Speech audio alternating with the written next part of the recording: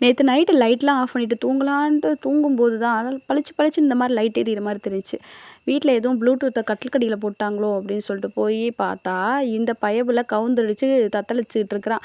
யாராவது காப்பாத்து, யாராவது வருவீங்களா? அப்படின்ட்டு. சரி காப்பாத்த நான் வந்துட்டேன் அப்படின்னு சொல்லிட்டு, அப்படியே அவன நிமித்தி விட்டாச்சு. நிமித்தி விட்டோனே தேங்க்ஸ் சொல்லிட்டு அவன் பாட்டுக்கு நடந்து போக ஆரம்பிச்சுட்டான். இவன் யாரு அப்படின்னு பார்க்குறீங்களா? இவன் தாங்க மின்மினி பூச்சி. இப்பலாம் நெறைய பேருக்கு தெரியறதே இல்ல. சின்ன வயசுலலாம் பார்த்தா நம்ம தென்னந்தோப்பு சைடு, ஆத்து சைடு இங்கெல்லாம் இவனுங்க பாட்டுக்கு பறந்து திரிஞ்சிட்டு இருப்பானுங்க. நம்ம சின்ன வயசுல பார்த்து பார்த்து ரசிச்சவங்கலாம் இப்ப காணோம்.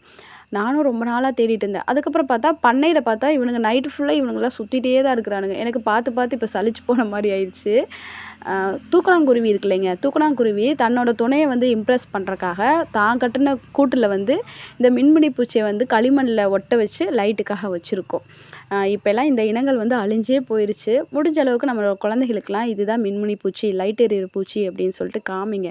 ஏன்னா நெறைய மொபைல்லயே மூழ்கி கிடக்குறாங்க. மொபைல்லயே எல்லாமே கத்துக்கிறதுக்கு பதிலா, வெளி உலகத்துல நெறைய விஷயங்கள் இருக்கு. அது நம்ம தான் சொல்லிக் குடுத்தா தான் அவங்களுக்கு தெரியும்.